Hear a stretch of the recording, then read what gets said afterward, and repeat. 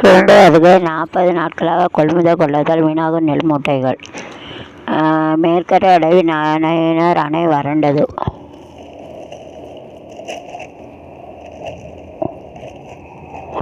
கடையநல்லூர் அருகே இரு தரப்பைச் சேர்ந்த 8 பேர் கைது. தாய்மகனுக்கு அருவாள் வெட்டு. சம்பவத்தில் கிளிபுலியூர் தம்புராண்டி அம்மன் கோயிலில் சித்திரை பெருந்திரு விழாவில் தேரோட்டம். மான் மீது மோதி விபத்தில் பலியான வாலிபர் குடும்பத்திற்கு ரூபாய் 27 லட்சம் இழப்பீட்டை பைக் உரிமையாளர் வழங்க உத்தரவு. ஹெல்மெட் லைசன்ஸ் இல்லாத சென்றதாக கோர்ட்டு தீர்ப்பு. நெல்லை வாக்கு எண்ணும் மையத்தில் கண்காணிப்பு பணியை கலெக்டர் ஆய்வு. சிறுமிக்கு பாலியல் வன்கொடை, வாலிபர் பொட்டுசாவில் கைது. கடையநல்லூர் அருகே இளமன் தூக்கு போட்டு சாவு. கடை விஸ்வநாதன் சித்திரை திருவிழா தேரோட்டம். வில்வநாதன்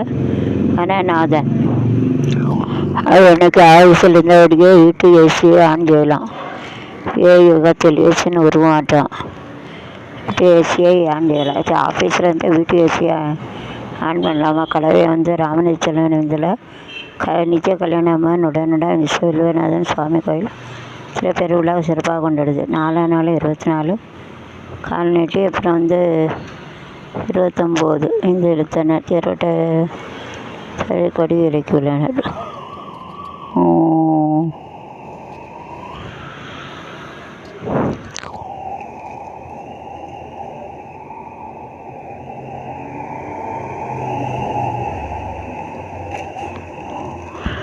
செல்லூர் பூக்குழி திருவிழாவில் நீர்மோர் பந்தல். களக்காடு கண்டிய பேரில் ரூ. 6 லட்சம் கோடியில் சாலை பணிகள். ராபர்ட் புரூஸ் எம்பி ஆய்வு.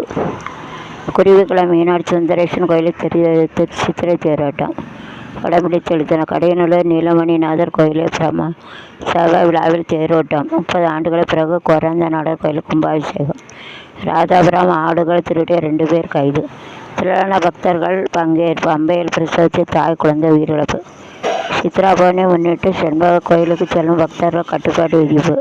பிளாஸ்டிக் பொருட்களை கொண்டு செல்ல தடை. குரங்கள் போன்ற வனவிலங்குகளை உணவு வழங்கினால் நடவடிக்கை. சிறுத்தைகளை ஈர்க்க என்பதால் செல்ல பிராணிகள் அனுமதி இல்லை. கடந்த 10 நாட்கள் வெயில் கொளுத்த இந்த சூழ்நிலை அம்பை பாப்பாங்குடி ஆலங்கட்டி மலை. 75 கிலோமீட்டர் வேகமான பலத்த சூறைக்காற்று. மரங்கள் சாய்ந்தன. 4 மணி நேரம் மின் விநியோகம் பாதிப்பு.